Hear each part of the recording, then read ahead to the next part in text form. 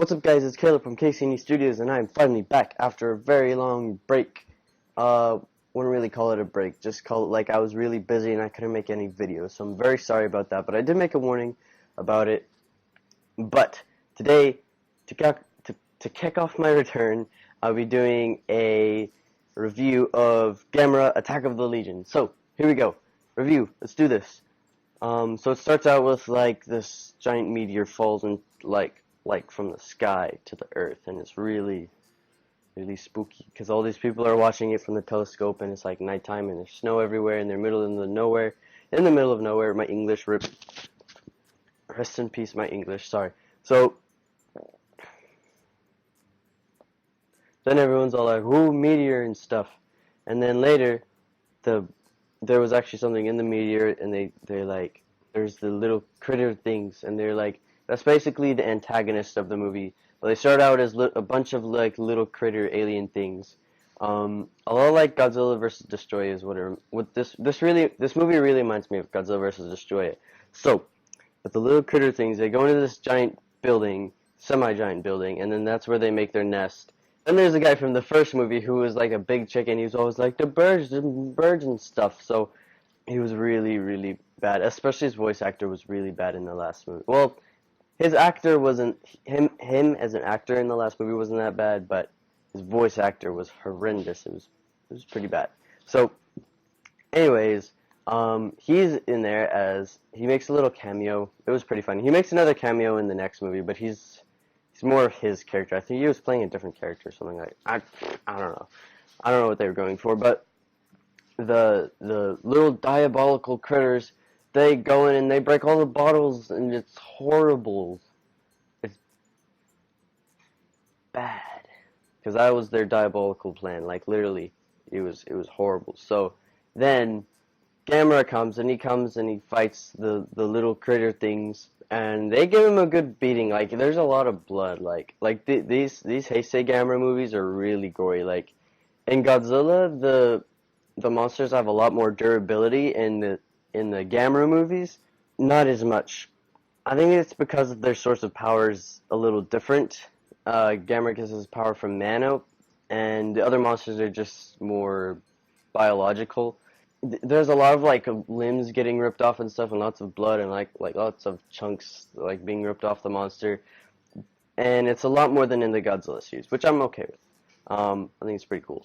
So, but anyways, so Gamera kind of wins and kind of loses because they both kind of like depart from each other, and so later there's this giant like nest flower flesh thing. It's kind of weird because it's aliens, but I mean it is aliens. So there's this giant like flesh thing that's like a flower, and some of the Legion are still there. So Gamera goes and he attacks it, but then it ends up like blowing up, and it like basically nukes the town.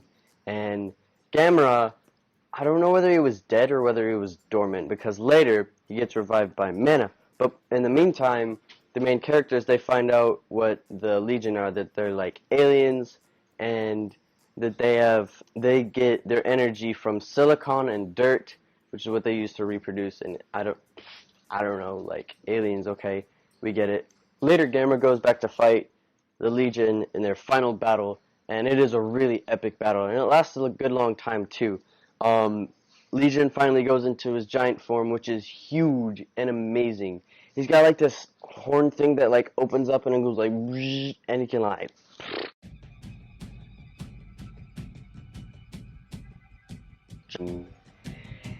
He's got like this horn thing that like opens up and it goes like. And he can lie.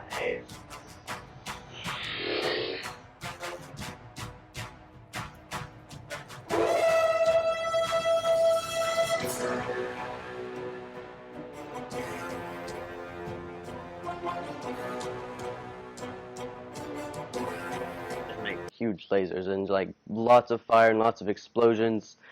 Much better than a Michael Bay film, if you know what I'm talking about. And their fight is epic.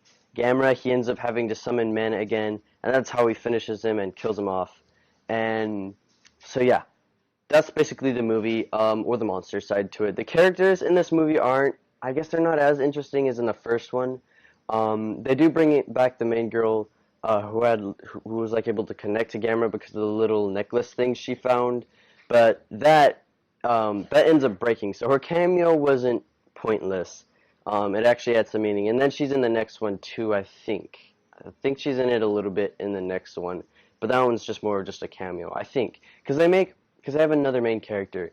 Then, like I said, there was the other guy who comes back as like a night guard or something at the building, and I think he lives, but he's still like the screaming, running kind of guy who's like a big chicken. Basically, he plays the same character. I think he was the same character, just got a different job because he was scarred to life from his other job because of the Gauss and stuff. But that was the last movie. And then, so for the characters for this movie, I don't remember any of their names. But then there was the one who was like a reporter, and she was kind of like, she's the main character, and she's like trying to find out like what's going on with Gamera and stuff. I think she was a reporter, or she was like a scientist or something like that. And then there's the other guy who I knew for a fact was a scientist, and he helped make the plan for how to defeat Gamera eventually. Or not to defeat Gamera, like the net thing that killed off a bunch of the critter flying legion things. And so then there's the general, which I think was my favorite character.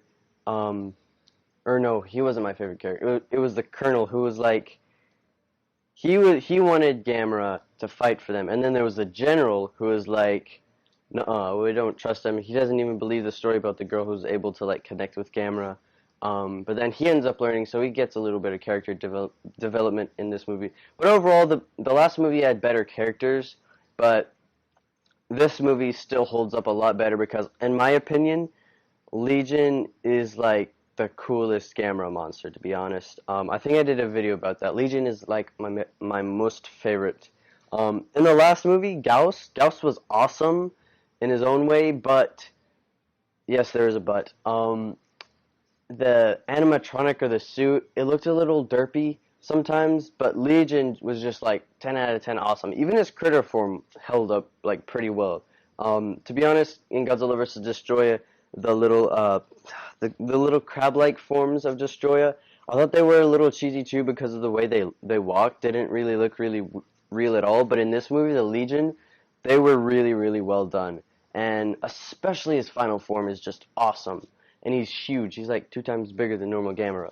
So yeah, so now I'm going to give this movie a rating, and I'm going to give it 5 out of 5 because it was amazing and just fantastic, and I loved it.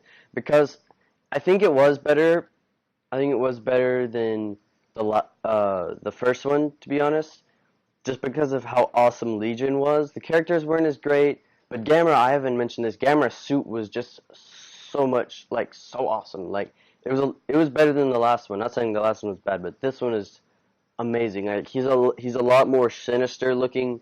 It's a good cross between friendly or vigilant and terrifying. I'd go for the word to describe it. I would go for like legendary because it's just awesome. In the next movie, Gamera looks like a dragon. He's awesome. I can't wait to review that movie. And so yeah, anyways guys, I'm gonna wrap up this video. We only have 2 more Gamera movies to review for the series, and I'm very, very sad about that, very salty. But anyways guys, I hope you have enjoyed this review, and I will be back with you guys in the next video. Bye bye.